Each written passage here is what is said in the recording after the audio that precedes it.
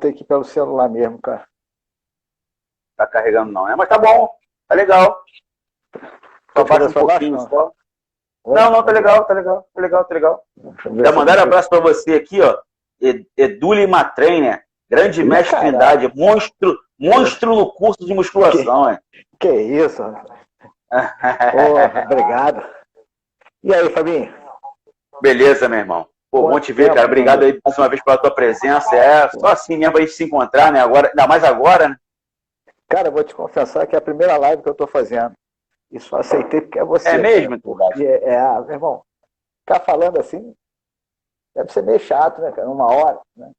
Então, assim, nunca tive essa experiência. Não, mas assim, depende muito. Vai conversando. Mas vamos que vamos. Tá acostumado a botar o jornal na frente, óculos para poder fazer prova, dar prova para os outros, pô. Agora é isso aí. Eu te peguei. Eu te peguei. Vamos lá, gente. Membros do FS Clube, boa noite. Obrigado a todos a presença. Tem muita gente interessante. O Júnior tá aí. O Homero Júnior tá aí na área. Tá aí, a coach Nel Salgado também tá na área. Pô, tem várias pessoas. Jorge Roxo, tem muita gente legal aqui na live. Gente, obrigado pela presença. Vamos falar sobre o treinamento de força e potência no futebol. Trindade, pode dar uma boa noite para todo mundo e teus fãs também. Tem um monte de fã teu aí, ó. Que isso? Quem sou eu? Bom, gente, boa noite. É um prazer estar aqui, cara.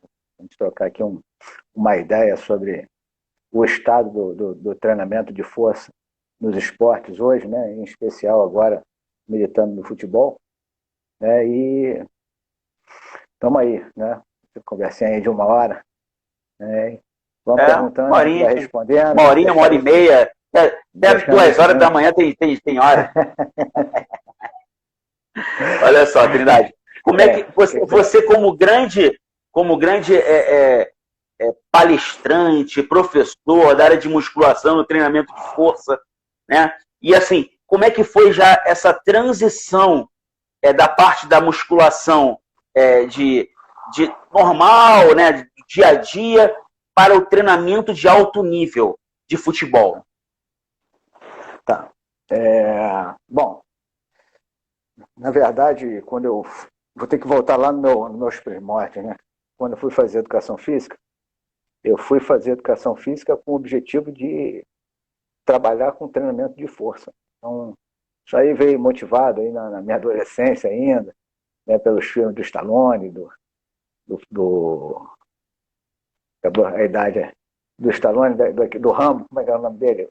O Schwarzenegger, né? Então, eu comecei a praticar musculação, comecei a gostar do negócio, falei, bom, vou fazer educação física, eu quero trabalhar com isso. E aí fui.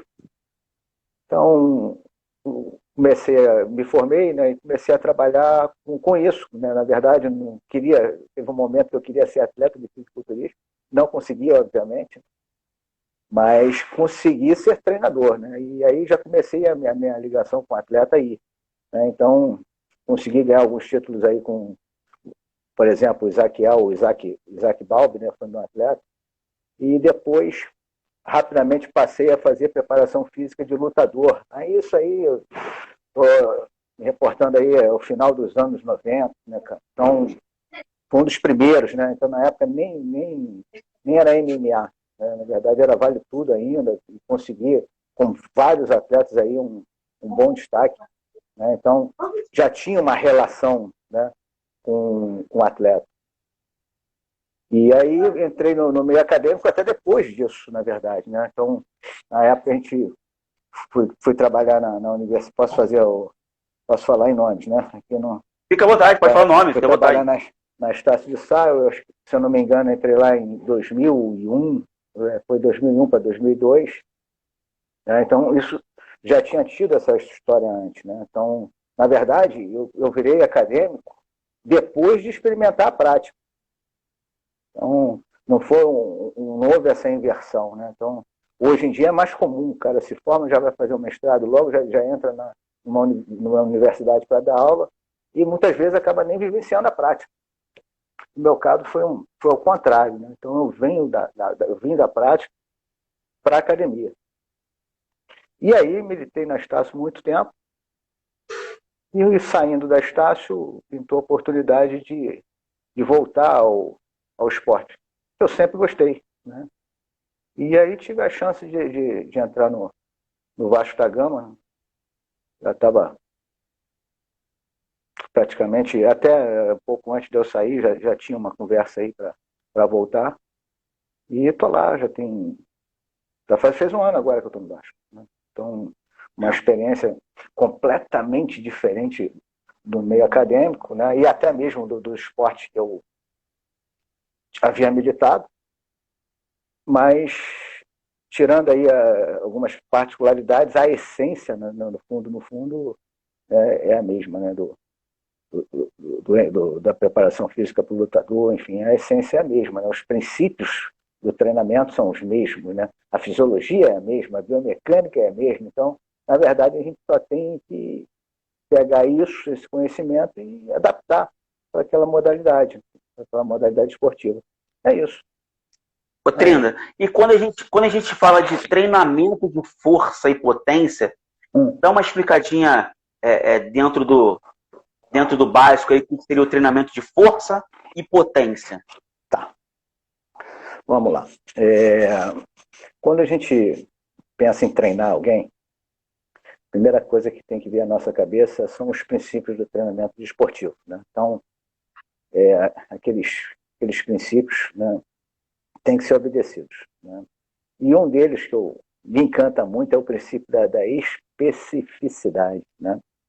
Então, a gente vê vários esportes, né, com características de força bem marcantes. Por exemplo, o cara que vai fazer queda de braço, ele faz força? Faz. Faz, claro. Muita. Mas e o atleta do salto triplo, ele faz força? Faz. Muita. Então, mas, obviamente, são forças com características completamente diferentes, né? E aí entra a capacidade do preparador físico de avaliar isso, né? Então, em relação ao treinamento de força, o que eu tive que fazer foi, no esporte futebol, né, ver aonde entra a força. E aonde entra a força no esporte futebol? Ela entra de diferentes maneiras, tá, Fábio? Hoje, a gente, quando pensa em treinamento de força, a gente pensa assim, bom, eu tenho um treinamento de força para o esporte que eu tenho que me preocupar com a melhora do desempenho do atleta dentro do jogo. Beleza? Então, dentro do meu treinamento de força, eu vou usar exercícios explosivos. Por que exercícios explosivos? Porque dentro do jogo, ele faz força durante ele tem um tempo muito curto para exercer, para gerar essa tensão, né? Então, diferente de, por exemplo, um sujeito que vai fazer um levantamento básico, né, que ele fica ali um tempão no supino, por exemplo, no jogo de futebol, na hora do chute, o movimento é muito rápido, então ele tem que ter uma capacidade de gerar força muito rapidamente, né?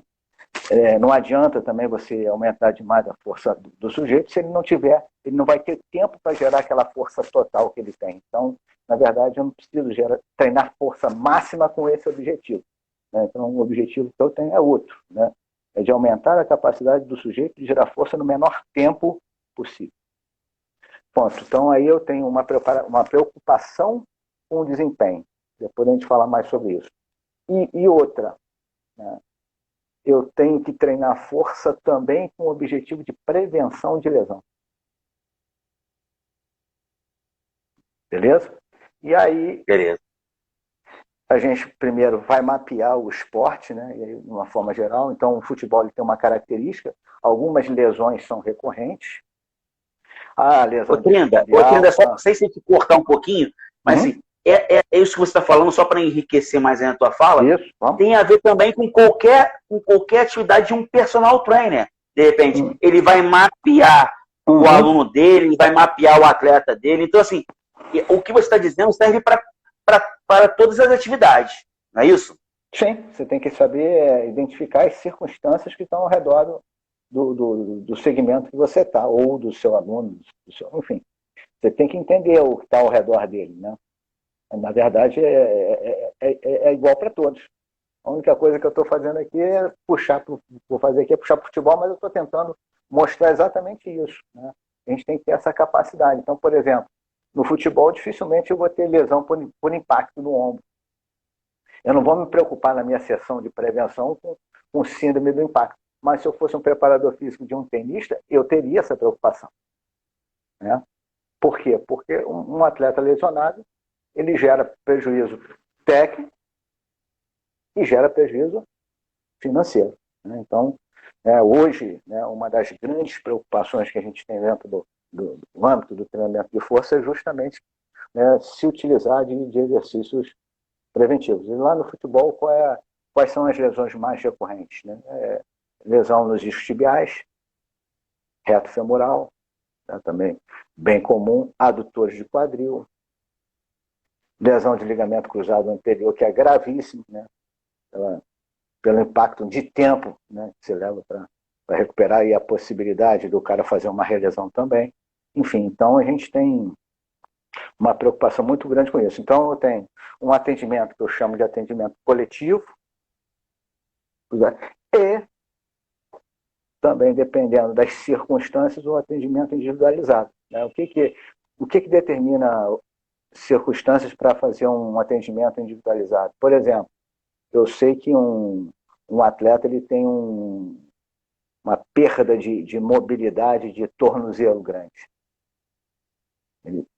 Eu sei também que se ele tem essa perda de mobilidade de tornozelo, a tendência a ele fazer, né, uma lesão de LCA é maior.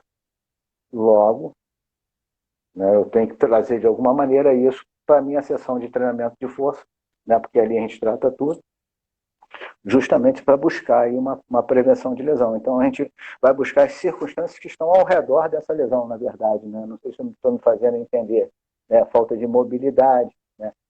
Falta de força entre grupamentos, né, antagônicos, enfim, né? Postura, problemas posturais, problemas de coordenação de movimento, enfim. Então a gente pega isso e trata dentro de uma individualidade, porque cada atleta vai ter aí a sua deficiência. É mais ou menos por aí, entendeu, Fabinho? E esse treinamento de força é bem abrangente. E esse treinamento de força, como é que é feito esse treinamento de força? Assim, porque assim, quando a gente pensa em treinamento de força, vamos diretamente o contra-resistência e tudo, a gente pensa de todos os dias ou 3 dias por semana. Como é que é isso na vida hoje do atleta de futebol? Bom, primeiro vamos tentar aqui dissociar aqui da academia, né? Na academia a gente trabalha com movimentos mais restritos, né? Movimentos muitas vezes uniplanares, né? E servem para gerar hipertrofia, mas quando a gente pensa num conceito de força útil, aquela força que você tende a transferir, né, para as ações do teu dia a dia, ele se perde um pouco, né? Então, voltando aí no meu passado, né, era muito comum você criar, né, numa academia, né, fisiculturistas, né, vamos pensar assim, muito hipertrofiados, mas pela questão do treinamento, né, uniplanar, né, do treinamento, né, uniarticular, né, ao mesmo tempo em que eles eram muito hipertrofiados, fracos para executar movimentos do dia a dia. Então, a gente pega aí, por exemplo, né, vai pegar um cara desse e pede para arrastar um fogão dentro de casa, a chance dele sentir a lombar na hora que ele for fazer pela deficiência do treinamento desse aspecto, é muito grande. Então, quando a gente pensa em futebol, né, o primeiro ponto, né, o movimento ele é multiarticular em geral. Então, a gente trabalha muito com a tripla extensão, né, joelho, tornozelo e quadril ao mesmo tempo, né, justamente para gerar uma aproximação maior do esporte. Hoje, o conceito que norteia o ganho, né, de desempenho dentro de uma sessão de treinamento de força é o conceito do PAP, né, é a pós-ativação, né? Então, a gente acredita hoje, né, que as melhores metodologias para se desenvolver força e potência do atleta são as metodologias de treinamento complexo e de contraste, né? O que vem a ser isso, né? é você fazer um movimento em alta intensidade, ou seja, com alta carga, né, próximo aí a 5, 4 repetições, por exemplo, num agachamento, e finalizada aquela série de 4 repetições, a gente fazer uma sequência de saltos, né, imediatamente após. Né? Isso para quê? Para que a gente consiga, né, fazer uma transferência disso, visando principalmente potencializar as unidades motoras grandes, né, aquelas que têm as fibras musculares do tipo 2 envolvidas. Então, na verdade, são esses o conceito. Então, em geral, o que a gente usa são quatro exercícios de força, com dominância de joelho, o outro com dominância de quadril. O que eu quero dizer com isso? Por exemplo, um agachamento. Um agachamento ele tem uma dominância de joelho muito grande. Então, eu faço lá A maioria das vezes multiarticular? Uma multiarticular. Mas a amplitude, o arco de movimento no joelho ele é maior do que no quadril, é maior do que no tornozelo. Então, por isso que a gente fala em dominância de joelho. Então, logo em seguida, eu procuro combinar com um movimento explosivo, pliométrico, onde haja dominância de joelho também. Por exemplo, o salto. Beleza? Ao mesmo tempo, eu uso um movimento com dominância também de quadril. Por exemplo, o levantamento terra. O levantamento terra ele tem a tripla extensão, joelho, tornozelo, quadril, só que o arco de movimento do quadril ele é maior do que o do agachamento. Então, eu tenho uma dominância maior de quadril no levantamento terra. Aí, quando eu for fazer uma transferência, eu procuro usar um movimento explosivo em que haja maior dominância de quadril. Por exemplo, né, eu faço tiros curtos, de 6 metros, 5 metros, né, justamente por quê? Porque ali eu tenho maior dominância de quadril também. Então, eu procuro sempre, na hora que for combinar os movimentos, combinar tendo como norte qual é a dominância daquele movimento de tripla extensão, de novo, tornozelo, joelho e quadril. Né? Então, vai predominar um ou outro, e aí eu faço o link logo em seguida. Então, isso daí é o que a gente chama de treinamento complexo. Né? E tem o treinamento de contraste também, que a gente usa também o treinamento, né? Por exemplo, pego o agachamento, faço um agachamento pesado, 4 repetições, 5, e logo em seguida, né, a gente diminui essa carga e faz o mesmo agachamento, com uma carga muito mais baixa, só que ele faz aquele movimento em alta velocidade, né, é o que a gente chama de treinamento em contraste. Então, são as duas metodologias que a gente mais usa hoje para desenvolver força e potência no esporte, para aproveitar o PAP, né, que é esse mecanismo de pós-ativação.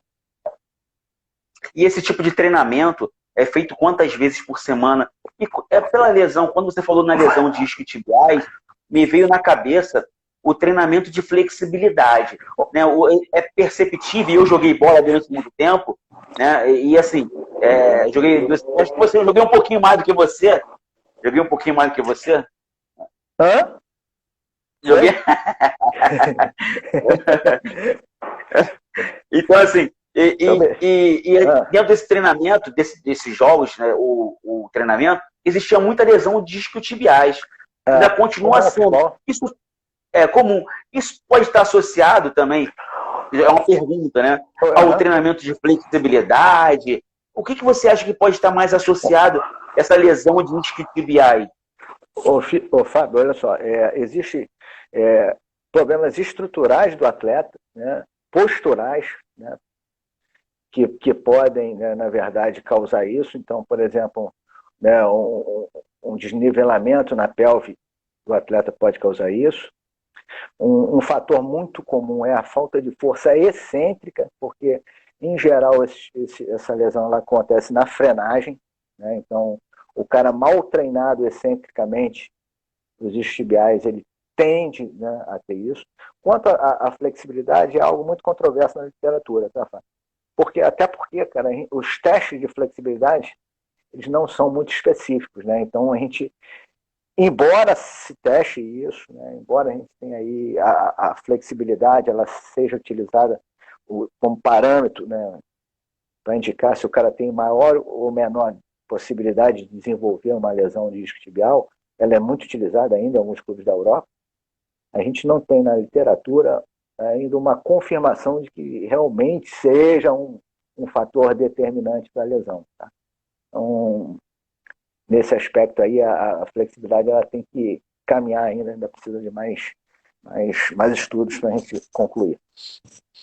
E esse tipo de treinamento, é claro que o principal é o jogo pelo jogo, o atleta jogar, mas ele ajuda na preparação, mais na preparação ou mais na prevenção? Olha, Fabinho, os dois. É difícil a gente mensurar. Né? Agora, como eu também acho, né, que a gente pode fazer um treinamento de força totalmente dentro do campo, né? Aí também tem a questão da especificidade, né, da imprevisibilidade que acontece no campo e não acontece, de repente, no treinamento indoor. Né? Acredito até que hoje, né, o treinamento indoor esteja mais relacionado com a questão da prevenção da lesão do que propriamente dito com a melhora do treinamento, mas do desempenho. Né? Mas eu também não estou dizendo com isso que ele seja dispensável, não é. Não é. Né?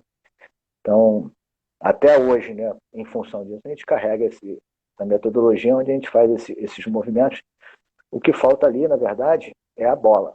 Né? Então, a bola faz uma diferença danada, né, Fabinho? Pela questão da imprevisibilidade. Né? Então, uma coisa, por exemplo, eu correr dentro de um percurso, olha, você vai fazer 3 agachamentos aqui, vai sair correndo, vai para a direita, depois tu vai para a esquerda.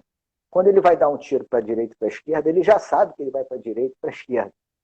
Agora, por exemplo, muitas vezes quando a bola vem, ele não sabe para que lado ele vai, né? Então ele tem que esperar a bola para ele poder. Isso é o que a gente chama de imprevisibilidade. Só que isso aí muda o recrutamento de unidade motora. Entendi. Entendeu? Eu estava vendo até um treinamento do Cristiano Ronaldo outro dia, né, em que o preparador físico, mas era o preparador e ele, né? Então, uma relação direta ali, né?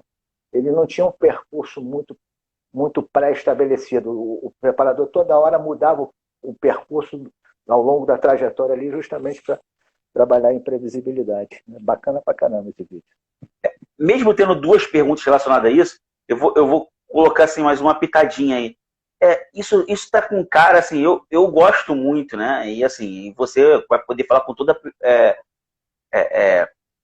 a particularidade do futebol e propriedade também. Isso tem a ver com o treinamento de Fartlek? Qual é essa característica do Fartlek para o futebol? É muito. O que você acha disso, do Fartlek, da variação de estímulos para o futebol? O problema é o seguinte: primeiro, o que é o Fartlek? Eu entendo o Fartlek como característica do Fartlek, na minha cabeça é isso, né? Assim, foi desenvolvido o método, era variação de terreno. Sim. Eu não sei se você está se referindo a isso. Sim. Variação de terreno. Fábio, olha só, no futebol, o que a gente usa aí em termos de terreno, para variar, não é dentro de uma mesma seção como era o Fartlek, né? Então ele começava a correr no asfalto, e do asfalto ele já passava para a grama, da grama. Então era assim. Sim. Agora, a variação de terreno, a gente tem aí uma utilização da caixa de areia, né? Muitas vezes. Por muitos. Ô Trenda, eu não estou te botando numa latinha, não. Fique à vontade. Pode falar. Se você não concorda com ele, pode falar. Seja bem claro, fica tranquilo, tá? Não tô. Eu tô devendo nada para ninguém aqui. Se tu tá levando o Fartlek por esse lado, a gente não usa, porque no meio de uma sessão a gente não muda terreno. Né? Então, não é por aí. Você está falando em treinamento intervalado, variação de intensidade de corrida e tal, e na minha cabeça isso não é Fartlek, a gente usa pra caramba. Né? É necessidade do esporte, porque a característica do esporte é essa, é um esporte aeróbico, mas com vários momentos de sprint, de corrida em alta velocidade, né? Curta. Né? Então, E a gente tem que simular isso, né? São metabolismo aeróbico, mas com alto componente anaeróbico lático e alático, né? Então eu preciso, né, levar isso para o meu treinamento. Mas, voltando lá, né? Isso, na minha cabeça, isso não é fácil, tá? É treinamento intervalado. Beleza. E quanto à areia que eu estava comentando aí, comecei a comentar, né? Pode falar. Também precisa de mais evidência, porque a gente vê resultados. Eu tive a oportunidade de trabalhar com um preparador físico espetacular aí há pouco tempo, que usava muito treino de areia, mas na literatura a gente vê uma controvérsia muito grande. Eu acho que tudo é a forma, né? Como você faz, quantas vezes você aplica e qual é o seu objetivo, né? Eu também não vejo por que não aplicar. Agora, se eu vou aplicar isso com o objetivo de aumentar a força, simplesmente, e levar para o campo, é lógico que as condições do gramado são completamente diferentes da areia, e aí a especificidade ela vai se perder, né? Então, a maneira como eu vou usar isso, né, a dosagem, né, é o que vai determinar. Quando eu era professor de academia, rapaz, uma vez eu escutei um estagiário, né, virou assim: porra, Alexandre, eu assisti a aula do fulano de tal, porra, a aula do cara é ruim. Aí eu falei assim: mas por quê, cara? Ah, não, porque ele estava usando aquele movimento, né, com bastão para um lado, para o outro, e aí começou a... Aí eu falei assim: amigão, deixa eu te fazer uma pergunta, você viu a faixa etária das pessoas que estavam lá? Aí ele ficou me olhando e falei: pois é, cara, ali eram pessoas acima de 40 anos na época, né, eu devia ter uns 20 e pouquinho, e já estava acostumado a fazer aquele movimento a vida toda, né, cara? Então aquele movimento ali, a pessoa se sentia bem fazendo, e por que não fazer, né? Ah, mas é lesivo. Mas peraí, será que uma vez por semana, né, uma sériezinha vai lesionar alguém? E mais, pô, enquanto faz aquilo ali, talvez aquilo ali esteja fazendo com que essa pessoa faça atividade, né, regularmente.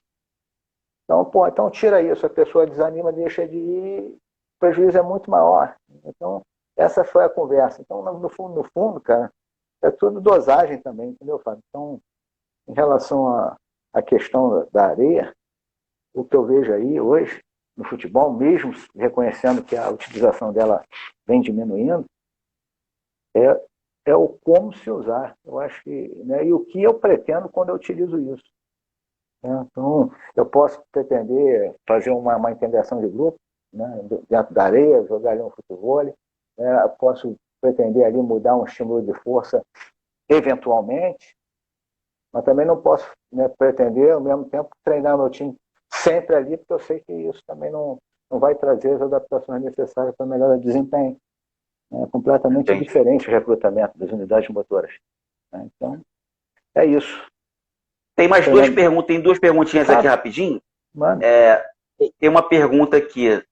Essa aí eu já tinha te perguntado, mas assim, essa aí tu vai responder. Tem uns corneteiros de plantão do FS Clube.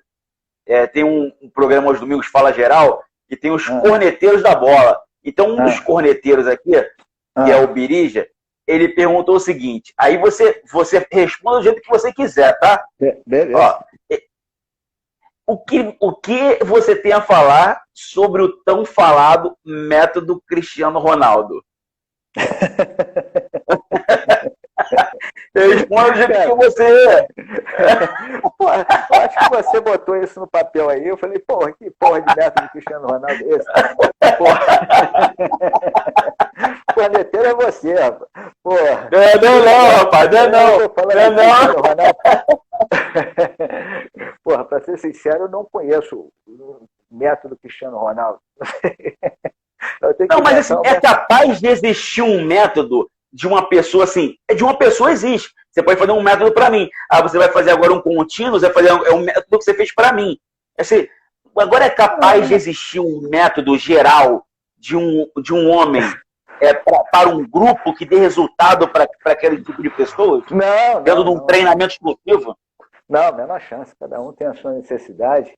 cada um tem a sua capacidade de suportar sobrecarga, seja física, psicologicamente, né? Então, não temos como padronizar isso. Na verdade, pelo pouco que eu vejo, né, ele até parece ser um sujeito, sob o ponto de vista físico, psicológico, um ponto fora da curva. Então, a gente não pode levar ele como um modelo, né, e executar isso em todo mundo, que vai dar errado. Isso aconteceu também com a periodização russa, né, quando descobriram que os russos estavam ganhando as Olimpíadas, ganhando tudo, medalha, trouxeram para o Brasil. Aí, quando trouxeram para o Brasil, nos primeiros momentos, o que aconteceu? Lesão atrás de lesão, né? Pelo excesso de treinamento. Mas, né, manda outra aí. Tem outra aqui. Quantos dias na semana esse treinamento, você falou do treinamento de potência, de força é recomendado? É verdade. Olha, é difícil. É difícil criar uma receita de bolo. Por quê? Porque vai depender muito do calendário. Quem manda é o calendário. Calendário de jogos, né? Então, a gente fica muito à mercê do calendário. Mas em qual momento tem que ser? Se pode ser um dia antes, tem que ser 2 dias antes, tem que ser. Tá. Como é que deve ser colocado isso quando for fazer o mesociclo do treinamento dos atletas, alguma coisa assim? Tá. Bom, como o meu objetivo no jogo de futebol, né, é chegar lá um tanque cheio. O que é o tanque cheio, né? Usando aqui uma analogia, né? É com o músculo, o quadríceps cheio de glicogênio. Eu quero chegar lá com um tanque cheio. Então, eu vou treinar força. Qual é o metabolismo predominante do treino de força? Eu vou usar muito glicogênio? Pô. Então, quanto tempo eu levo para restaurar esse glicogênio? 48 a 72 horas. Então, eu tenho que respeitar esse intervalo.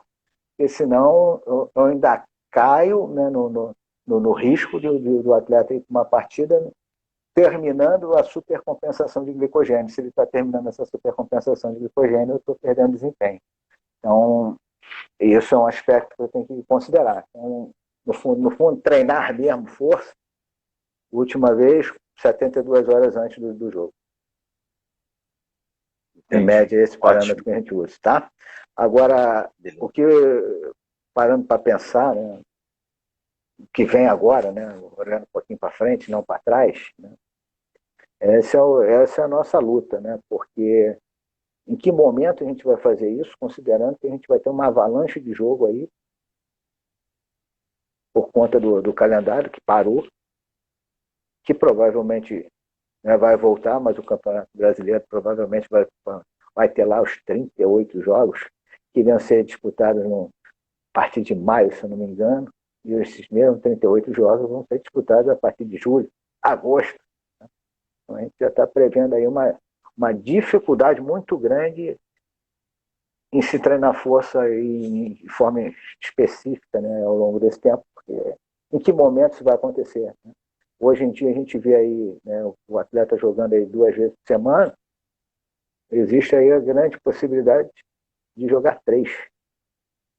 E aí como é que a gente vai tratar isso, né? E aí você começa a imaginar a possibilidade, né, de surgir uma avalanche de lesão também por conta disso, né?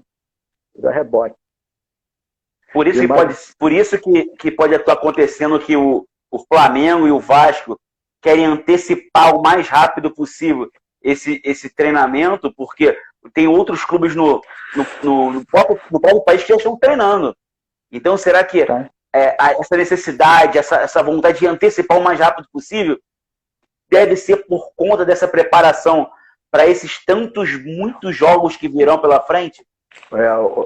É complicado, Fábio, porque se você for ver aí a primeira rodada do campeonato alemão, pós-pandemia, no primeiro, foi no sábado, acho que foram 3 jogos e 8 lesões musculares, se eu não me engano. Entendeu? Então, quanto mais cedo a gente antecipar, maior vai ser a nossa base, né? Então, a gente vai criar aí uma estrutura melhor para o atleta. Então, aí é uma preocupação não só com o desempenho, mas também com a questão da lesão. Né? Uma coisa ele está treinando como ele está agora, e outra coisa ele está treinando com a bola. Aí entra, como eu falei ali, a questão da imprevisibilidade, que muda o recrutamento de unidades motoras e o treinamento, consequentemente. Então, é por isso também. É lógico que tem o fator, provavelmente tem o fator financeiro aí da história, mas tem a questão do desempenho, da performance. Sim. Esses atletas estão numa condição nunca antes experimentada, a gente nunca viu isso. Né? 2, 3 meses de paralisação é um negócio, é muito longo. Né? A gente vê aí final de ano, de um ano para o outro, né? Passou férias, o cara volta a jogar, já volta num estado, né, muito abaixo do que ele parou, você imagina agora. Olha só, eu vou te fazer, tem várias perguntas aqui. Assim, nós começamos a live, ela se atrasou um pouquinho por poder adiantar. Se por acaso a gente estiver acabando, existe alguma possibilidade de a gente reabrir ela e a gente continuar mais um pouco? Pelo menos para as perguntas, Trindade. Beleza. Ó, nós temos uma pergunta aqui de um polímata. Conhece o polímata? Não. Quem é polímata? O polímata é o Homero Júnior, é o polímata. Esse é o perigo. Rapaz, foi ontem, sei lá, eu entrei numa live do Homero Júnior, né, o Fabinho? O Homero Júnior falando da personalidade A, B, que A domina C, que depois o C pode virar um A, eu não entendi porra nenhuma, rapaz, mas o Homero é um craque, rapaz. É figura, cara. Olha só, tem várias perguntas aqui. Eu vou resumir e você faz um resumão aqui. Ó, um perguntou: tem alguma dica para um treinamento específico para quem joga no meio-campo? O outro falou: como foi o trabalho de redução de baixas médicas do Vasco em 2019? Porque assim, há um questionamento sobre essas lesões no Vasco. E outra aqui, de forma direta. Quer responder essas duas primeiras rapidinho? Vamos lá, vamos começar pela última. Pô, em 2019 a gente teve um desempenho fantástico, né? Então, ficamos em terceiro, empatado aí com um outro time, não me recordo qual. Né? Então, em termos de lesão para as circunstâncias, né? Foi fantástico. Né? O Vasco, em 2018, não sei exatamente qual foi o lugar, não estava lá ainda, mas de 2018 para 2019 houve uma queda muito grande da questão da lesão. Mas para isso, cara, a união, né, do departamento médico, né, medicina, fisioterapia, preparação física, treinador, né, e jogador tem que ser muito grande. Então a gente tem que criar primeiro um vínculo de confiança muito grande, porque essa ação aí, ela, no fundo, ela é transdisciplinar. Então cada um tem a sua parcela, tem o fisiologista. Né? Hoje é o controle de carga, né? Então muito forte, que foi estabelecido lá. Então a gente sabia exatamente o que estava acontecendo com cada atleta, porque uma coisa eu prescrever um treinamento de tantos metros, né, na intensidade e tal, para todo mundo, mas cada organismo daquele ali, ele reage de uma maneira diferente. Então, a gente tem que ter controle de carga interna, né? O que representa essa carga externa para o organismo do sujeito. Identificando um a um, né? E indo no ponto, né? Escutando um a um, mas para isso também, por isso que eu falei no atleta, o atleta tem que contribuir, o atleta tem que falar, o atleta, né, tem que ponderar.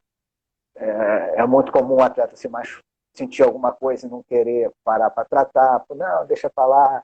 Então, são coisas que houve ali em 2019 uma comunhão de acontecimentos que geraram isso, mas eu vou te dizer, cara, os protocolos que se utiliza lá são protocolos assim, fantásticos, né, que de fato esse ano vai ser a mesma coisa, não tem a menor dúvida. A gente vai estar ali pontuando ali o ranking de menor quantidade de lesão. Mas a ciência ali é a integração entre os vários setores ali que compõem a comissão técnica. Não tem mágica. É isso aí, tá? Integração. Tem alguma dica específica para o treinamento quem joga no meio campo?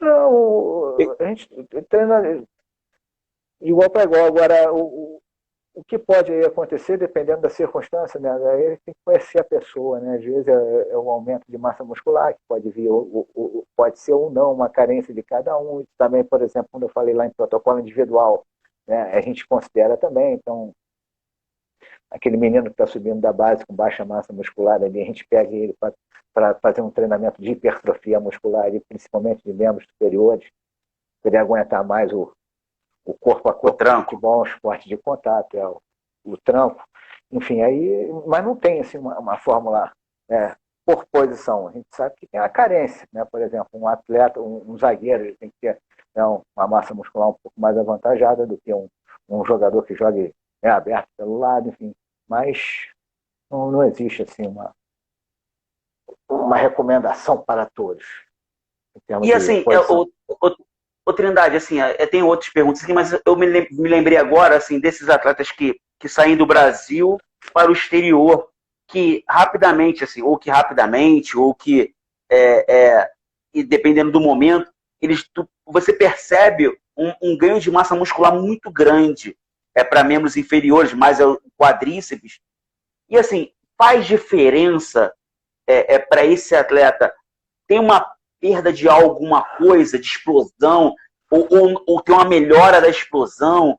Como é que é essa hipertrofia para membros inferiores, mais diretamente para o quadríceps? Vou voltar lá no início, quando eu falei assim, porra, o cara que faz queda de braço, ele faz força? Faz. Então, vamos voltar ali, né? Depende, Fabinho, depende de como tudo isso é feito, né? Então, a gente sabe que dependendo da metodologia que eu utilize no meu treinamento,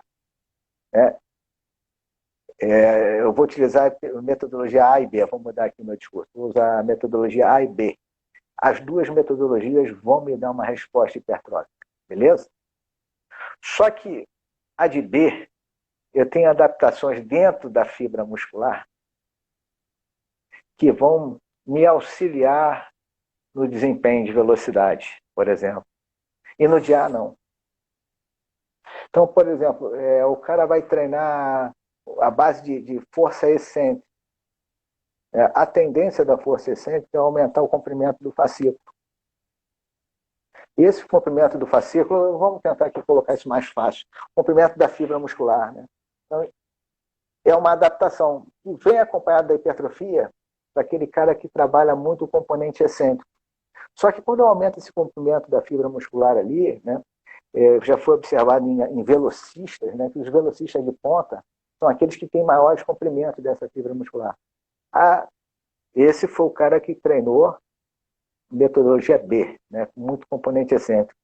E o cara que treinou metodologia A, um treinamento comum desse de academia aí, por exemplo, ele gerou, aumentou o quadríceps dele, mas a adaptação da fibra muscular não foi essa.